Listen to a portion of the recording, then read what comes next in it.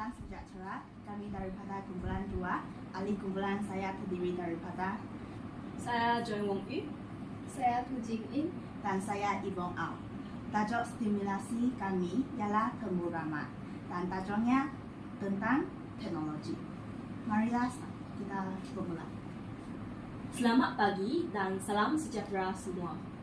Kami berasa sangat senang hati pada hari ini kerana dapat berbicara tentang pengaruh teknologi dalam kehidupan sehari-hari. Saya ialah Joy. Saya ingin memperkenalkan dua tetamu kita pada hari ini, iaitu saudari Ibong dan saudari Jing In. Mari kita mulai dengan mengenalkan diri secara singkat. Saudari Ibong, Anda pertama kali.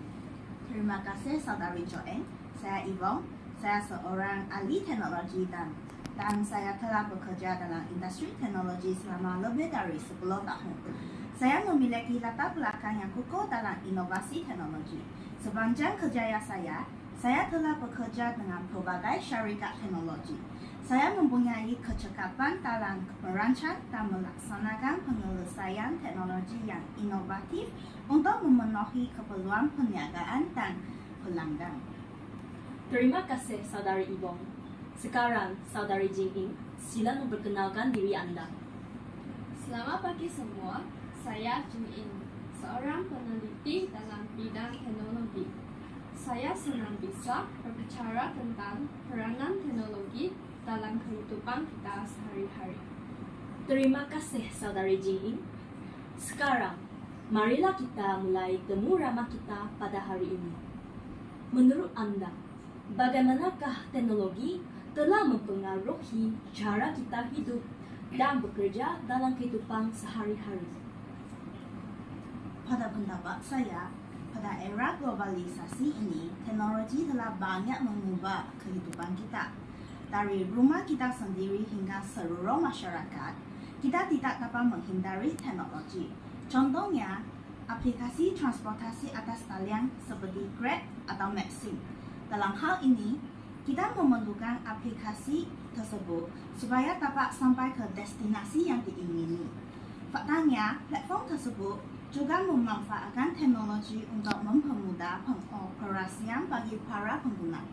Oleh itu, jelaslah bahawa teknologi telah memudahkan komunikasi dan mengubah cara kita belajar juga. Di sekolah, teknologi juga dapat membantu pelajar belajar. Contohnya, mereka boleh belajar dengan cara yang lebih sejajar dengan kemahiran yang mereka perlukan pada masa hadapan. Contohnya, teknologi telah membolehkan pelajar mempelajari pengikutan dan kemahiran lain yang bermanfaat dalam era ini atau masa hadapan. Benar sekali. Teknologi telah membawa perubahan dalam sektor kesehatan juga.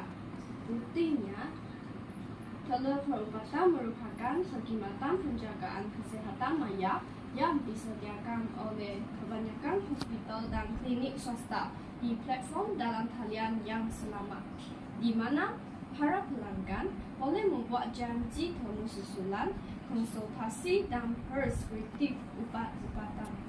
Hal ini membuat pelayanan kesehatan lebih mudah diakses. Bukan itu sahaja, doktor-doktor juga dapat membuat diagnosis yang lebih cepat. Sebagai contoh, teknologi pencitraan seperti MRI, CT scan dan ultrasound membantu doktor mendapatkan gambaran yang jelas tentang struktur dalaman badan pesakit, memungkinkan diagnosis yang lebih cepat dan tepat. Terdapat juga penggunaan teknologi dalam makmal yang membolehkan doktor untuk membuat analisis darah, air kencing dan sampel lain-lain dengan cepat dan tepat. Betul, saya setuju dengan pandangan saudari-saudari. Saya juga ingin bertanya bagaimana teknologi membantu dalam sektor pertanian. Apakah pandangan saudari-saudari tentang soalan ini? Teknologi telah membantu dalam sektor pertanian dengan berbagai cara untuk meningkatkan efisiensi dan produktiviti di sektor pertanian. Teknologi pemantauan seperti drone, satelit dan penderia boleh digunakan untuk memantau keadaan tanaman, tanah, dan cuaca. Maklumat yang diperoleh daripada teknologi ini membantu petani membuat keputusan yang lebih baik mengenai penyiraman, pembajaan, atau melindungi tumbuhan dengan cara yang lebih tepat pada masanya dan juga cepat. Saya setuju dengan pandangan saudari Jing. Untuk pengetahuan Anda, terdapat juga penggunaan robot dan peranti otomasi dalam pertanian yang boleh membantu dalam tugas seperti menanam dan mengelenggara tanaman. Ini boleh mengurangkan pergantungan kepada buruh manusia, meningkatkan kecekapan dan mengurangkan kos pengeluaran. Di samping itu, dalam sektor ternakan pula, teknologi telah membawa kepada pembangunan sistem pemakanan otomatik yang memantau dan menyediakan makanan secara otomatik kepada ternakan ini. Ini membantu mengoptimalkan pemakanan dan kebajikan ternakan, serta mengurangkan beban kerja penternak juga. Ya, saya setuju dengan pendapat Anda semua. Teknologi telah memberikan banyak manfaat dalam sektor pendidikan, perubatan, pertanian, dan sebagainya. Perkembangan teknologi tentunya sangat membantu dalam menjalani kehidupan sehari-hari. Setiap manusia kini sudah bergantung hidupnya dengan teknologi. Bahkan dapat kita ketahui di zaman sekarang ini, teknologi canggih selalu ada dalam genggaman tangan kita. Selalu dibawa kemanapun jika pergi, bahkan kita berkomunikasi lebih seiring dengan menggunakannya. Walau bagaimanapun, kita juga perlu berbincang tentang salah satu masalah yang sering dapat dilihat dalam topik yang kita bincang ini, yaitu masalah privasi. Privasi adalah hak asasi yang harus dijaga. Meskipun teknologi membolehkan jalinan hubungan yang lebih besar, penggunaan data pribadi dengan bijak dan perlindungan privasi sangat penting. Masalah privasi dalam era teknologi ini menjadi semakin kompleks kerana kemajuan pesat dalam bidang teknologi, informasi dan komunikasi. Dengan itu, Saudari Yvonne, bolehkah Anda memberi contoh isu yang ditimbulkan dalam masalah tersebut? Boleh, Saudari Joanne. Pada pendapat saya, ini adalah isu yang sangat serius. Terdapat satu isu yang semakin dibincangi, yaitu teknologi pengenalan wajah yang semakin popular dalam aplikasi seperti pengesanan jenayah atau pengesanan hadirin. Wajah pengguna atau wajah pengguna teknologi akan digunakan oleh orang yang berniat jahat untuk melakukan sebarang tindakan yang melanggar undang-undang. Contohnya, pernahkah Anda semua dengar tentang love scam? Memanglah, saya pernah mendengar satu berita yang berkaitan dengan isu ini. Banyak orang memuat naik gambar sendiri di media sosial dan disalahgunakan oleh penipu cinta, yaitu love scammer. Mereka menggunakan gambar orang lain untuk memancing cinta secara atas talian. Mereka sanggup memberi kata-kata romantis dan janji-janji palsu untuk mendapat manfaat dari mangsa tersebut. Setelah mereka berjaya mendapat manfaat dan melarikan diri, mangsa tersebut melaporkan kepada pihak polis dengan gambar itu yang sebenarnya bukan penipu sendiri. Ya, isu ini sangat membimbangkan. Isu ini telah mengingatkan saya tentang seorang ibu tunggal yang rugi Rp225,000 selepas menjadi mangsa love scam atau penipuan cinta oleh seorang lelaki yang dikenali menerusi laman Facebook. Terima kasih kerana berkongsi tentang isu love scam, Saudari Yvonne dan Saudari Jing. Saya juga ingin mempertanyakan soalan yang berkaitan dengan penggoda, yaitu hacker. Bolehkah saudari-saudari membuat perkongsian tentang bagaimana penggodaan dapat mendapat akses kepada maklumat peribadi kita? Boleh, saudari. Penggodaan sering menggunakan pautan atau URL yang berbahaya untuk menggodam maklumat. Mereka dapat memanipulasikan pautan atau URL dengan menambahkan parameter tambahan atau mengubah nilai parameter yang ada untuk mencapai akses yang tidak sah ke laman web atau aplikasi. Ini dapat digunakan untuk mencuri maklumat sensitif atau melaksanakan serangan lain seperti virus.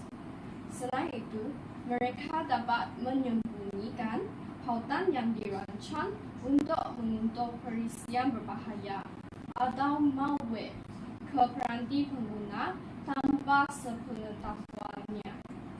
Pautan ini boleh disebarkan melalui email, pesan teks, atau laman web yang tercemar. Betul juga. Tapi jangan lupa, penggodaan juga menggunakan cara phishing untuk menggodam maklumat pribadi.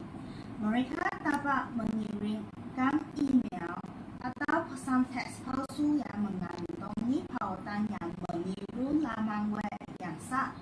Apabila kami menekan pautan tersebut, ia akan dibawa ke laman web palsu yang dirancang untuk mencuri maklumat kami seperti kata laluan, maklumat keuangan, atau data pribadi yang sensitif. Betul yang anda cakap, saudari-saudari. Penggodaan memang mempunyai banyak cara yang jahat untuk menggoda maklumat dan data pribadi kita. Jadi, apakah pendapat anda semua bagi menangani isu ini? Pada pendapat saya berasa perusahaan teknologi harus bertanggung jawab dalam pengumpulan dan penggunaan data pengguna. Selain itu, kita haruslah berhati-hati dengan apa yang kita kongsikan di media sosial. Hal ini dikatakan demikian kerana penggodaan sekarang sering dapat meniru akaun, mencuri gambar anda atau rakan anda yang boleh didapati secara awam untuk meniru akaun anda yang sah dan kemudian mendapatkan lebih banyak data untuk langkah pencerobohannya yang seterusnya.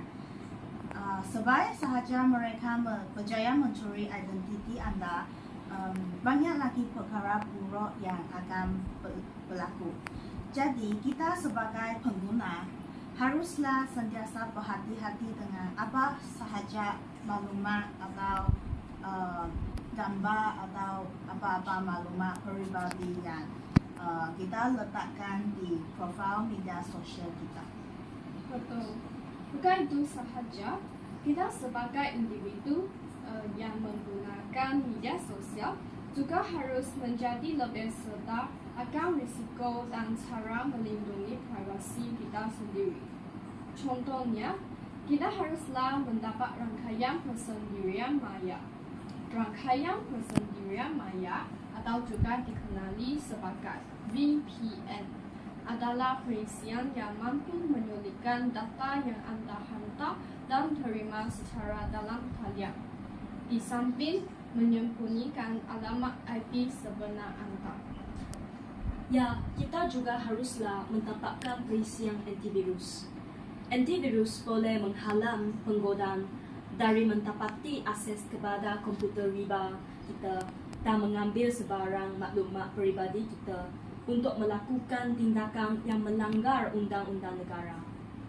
Jadi, jelaslah bahawa kita semua haruslah meningkatkan kesedaran tentang privasi demi keselamatan data dalam era digital ini. Sekarang, mari kita bicarakan tentang masa depan. Apakah yang anda harapkan akan terjadi dalam perkembangan teknologi dalam beberapa tahun ke depan? Saya berharap teknologi ini akan terus digunakan untuk menyelesaikan masalah global. Contohnya seperti perubahan iklim dan masalah kesehatan global. Sebenarnya teknologi ini dapat memainkan peranan yang sangat mustahil dalam mencari cara penyelesaian bagi masalah-masalah tersebut. Jadi saya harap teknologi ini boleh digunakan dalam cara yang baik supaya dia boleh dimanfaatkan. Saya pula sangat tertarik pada perkembangan kecerdasan buatan yaitu AI. Kita akan melihat lebih banyak aplikasi AI dalam kehidupan sehari-hari. Dengan itu, kehidupan manusia akan menjadi lebih mudah dalam era yang canggih ini. Saya setuju dengan pandangan Anda semua. Sekarang, saya ingin menambahkan bahawa saya sangat mendukung inovasi teknologi yang dapat memberikan manfaat bagi masyarakat kita. Namun, kita harus tetap berhati-hati agar teknologi ini tidak digunakan dengan cara yang merugikan. Itu benar sekali, Saudari Joanne. Pada pendapat saya, kami semua sebagai pengguna memiliki tanggungjawab untuk mengawasi perkembangan teknologi ini, dan kita haruslah sentiasa memastikan bahawa nilai-nilai etika dan moral haruslah tetap diutamakan dalam penerapannya. Saya setuju. Kami semua haruslah bekerjasama untuk mengembangkan teknologi yang membantu kita untuk mencapai potensi yang terbaik. Kami sambil juga menjaga nilai-nilai kemanusiaan. Baik, kita tahu ada banyak aspek positif dan negatif dalam pengaruh teknologi. Soalan yang terakhir, apakah pesanan yang ingin Anda sampaikan kepada para pendengar kami tentang cara menggunakan teknologi secara bijaksana dalam kehidupan sehari-hari? Saya berpendapat bahawa itulah sangat penting untuk terus belajar tentang teknologi. Dunia kita semakin berkembang dan teknologi akan menjadi salah satu benda yang tidak boleh dipisahkan daripada kehidupan kita pada masa depan. Bagi menyumbang kepada dan mengajar kita haruslah berusaha untuk menjadi insan yang mampu menyesuaikan diri dengan dunia yang semakin moden. Selain itu, kita harus selalu mengingati diri bahawa teknologi adalah alat, bukan tujuan. Gunakan teknologi untuk meningkatkan kualiti hidup dan membantu kita mencapai tujuan kita, bukannya untuk memenuhi kehendak pribadi yang tidak bertimbang rasa dan tidak bermoral. Saya setuju. Tapi saya ingin menambahkan bahawa saya ingin mengingatkan semua untuk selalu berfikir rasional tentang informasi yang mereka jumpa di internet dan menjaga privasi mereka. Di samping itu, jangan lupa untuk mengimbangi waktu penggunaan teknologi dengan waktu bersama keluarga dan kawan-kawan. Hal ini dikatakan demikian kerana ahli keluarga dan kawan-kawan kami adalah perkara yang terpenting. Seperti yang Saudari Jing yang cakap, kita haruslah gunakan teknologi untuk meningkatkan kualiti hidup dan membantu kita mencapai tujuan kita. Kerana teknologi adalah alat, bukannya tujuan. Ya, betul yang kamu cakap, Saudari Ibu. Namun, saya juga ingin menambahkan bahawa kita sebagai individu memiliki kekuatan untuk membentuk arah perkembangan teknologi. Dengan penggunaan yang bijak, kita dapat menciptakan dunia yang lebih baik untuk semua.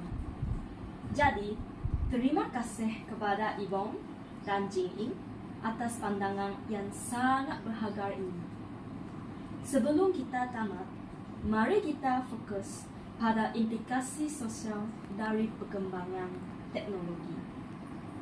Soalannya, bagaimana teknologi mempengaruhi hubungan sosial? Pada pendapat saya, ini merupakan aspek yang menarik. Teknologi telah memudahkan kita untuk berhubung dengan orang di seluruh dunia. Namun, ia juga merupakan mempunyai aspek yang negatif, seperti teknologi juga kurangkan interaksi langsung di antara anggota keluarga kerana tergantung kepada barangan elektrik. Saya juga setuju dengan pandangan Anda. Walaupun kita banyak memanfaat teknologi, kita perlu berwaspada dan berhati-hati terhadap isolasi sosial yang dapat muncul akibat kita terlalu banyak terlibat dalam dunia maya, terutamanya generasi sekarang. Hal ini dikatakan demikian kerana banyak golongan muda pada masa kini sangat tertarik kepada media sosial dan juga aplikasi atas talian. Ini adalah cabaran yang perlu kita atasi secara bijaksana. Sangat benar. Generasi sekarang perlulah menguruskan masa mereka dengan bijak dan sederhana. Mereka haruslah menguruskan masa mereka dan menggunakan masa tersebut untuk melakukan aktiviti yang lebih bermanfaat, tetapi bukan hanya untuk memainkan telefon pintar. Ini akan membazirkan masa mereka. Soalan yang seterusnya, selain itu, bagaimana teknologi mempengaruhi pekerjaan dan ekonomi negara? Apakah risiko atau peluang yang perlu kita perhatikan? Pada pendapat saya, dalam sektor pekerjaan sekarang, kita boleh melihat perkembangan yang sangat signifikan. Teknologi telah memberikan peluang pekerjaan yang banyak. Contohnya, sektor teknologi terus berkembang, telah menciptakan permintaan terhadap pekerjaan dalam bidang pembuatan atau pemrograman. Itu sungguh menarik. Namun, bagaimana kita dapat memastikan bahawa tenaga kerja kita siap menghadapi perubahan ini? Jin, mungkin Anda dapat memberikan wawasan Anda? Okay. Pada pendapat saya, persiapan tenaga kerja sangat penting. Pendidikan harus disesuaikan dengan pasar kerja masa depan. Institusi pendidikan harus bekerja sama dengan industri untuk memastikan bahawa lulusan memiliki keterampilan yang relevan dengan perkembangan teknologi. Benar sekali. Terima kasih atas perspektif Anda. Sekarang, untuk menamatkan perbualan kita, apakah pesanan yang ingin Anda bagikan kepada pendengar kami tentang masa depan teknologi? Bagi saya berharap generasi sekarang haruslah sentiasa bersedia untuk belajar. Hal ini dikatakan demikian kerana dunia kita terus berubah pada setiap hari. Dengan terus belajar, mereka dapat memperbarui keterampilan dan pengetahuan mereka dan menyediakan diri untuk peluang yang ada. Jadi, saya harap generasi muda sekarang sentiasa sedia untuk belajar pengetahuan yang baru. Saya sepenuhnya setuju. Saya juga berharap masyarakat sekarang boleh menggunakan teknologi secara bertanggungjawab. Teknologi memberi kita kemudahan, tetapi kita haruslah menggunakannya dengan bijak. Oleh itu, kita haruslah mengamalkan nilai kesederhanaan supaya membahagikan masa dengan bijak untuk menggunakan teknologi. Ya, betul. Ingatlah bahawa elakkan penggunaan aplikasi teknologi yang berlebihan dan pastikan teknologi memberi manfaat kepada kehidupan seharian Anda. Selain itu, kita juga haruslah memelihara hubungan manusia. Walaupun kita berhubung melalui aplikasi teknologi, jangan lupa untuk memelihara hubungan manusia yang sebenar. Kita haruslah menyediakan masa untuk keluarga dan rakan-rakan. Ya, saya setuju dengan pandangan saudari Joanne. Itulah aspek yang sangat penting. Saya juga setuju. Baiklah, terima kasih kepada saudari Yvonne dan saudari Jing-In atas wawasan dan inspirasinya. Semoga temu ramah kita pada hari ini dapat membantu mendekati pemahaman tentang bagaimana kita dapat menghadapi masa depan. Kepada pendengar kami,